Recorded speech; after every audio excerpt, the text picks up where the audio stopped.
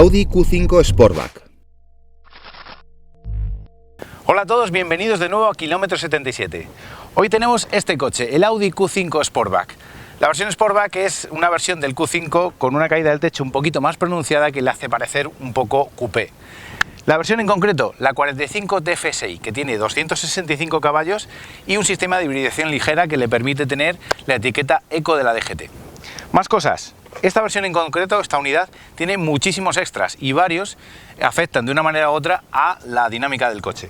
La principal, la suspensión neumática, es una suspensión opcional que permite ajustar la dureza y también la altura de la carrocería. Más cosas, las llantas no son las de serie lleva 19 pulgadas, estas son 20 pulgadas con neumáticos 255-45 radio 20. Y si queréis saber cómo lo hacen las esquivas de slalom, acompañadme y vamos a verlo.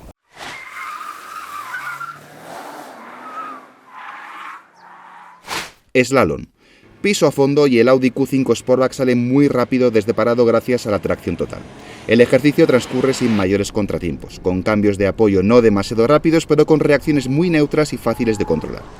La salida tras el cambio de dirección no resulta muy rápida porque el control de tracción actúa con vehemencia, pero una vez deja de hacerlo, el coche comienza a avanzar de nuevo a buena velocidad y de manera fluida. El tiempo final para este coche es de 24,5 segundos.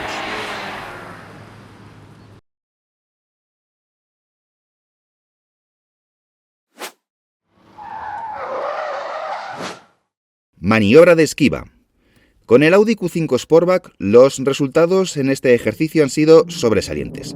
Y no solo por cómo ha transcurrido el mismo, sino por las sensaciones que tuve al volante en todo momento, que fueron de seguridad y control absoluto de la situación. En la primera pasada, en la que probé suerte a 75 km por hora y sin conocer las reacciones del coche, ya conseguí superar el ejercicio, lo cual fue una señal clara de lo que iba a pasar en el resto de la jornada. De hecho, los movimientos bruscos que se aprecian en el vídeo durante esta pasada fueron fruto de mi sorpresa al percibir que el coche entraba en los carriles sin demasiados problemas, no porque este tuviera reacciones extrañas o desconcertantes. Fui aumentando paulatinamente la velocidad hasta llegar a los 79 km por hora, que fue la máxima velocidad a la que conseguí superar la prueba sin derribar conos.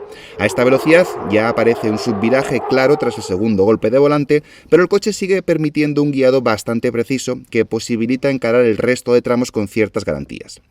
También el control de estabilidad es protagonista en estas situaciones, pues actúa con mucha intensidad, reduciendo de manera clara la velocidad de avance del coche.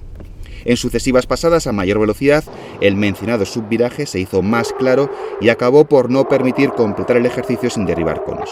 No obstante, las sensaciones que percibí al volante fueron muy parecidas: control de la situación y mucha seguridad.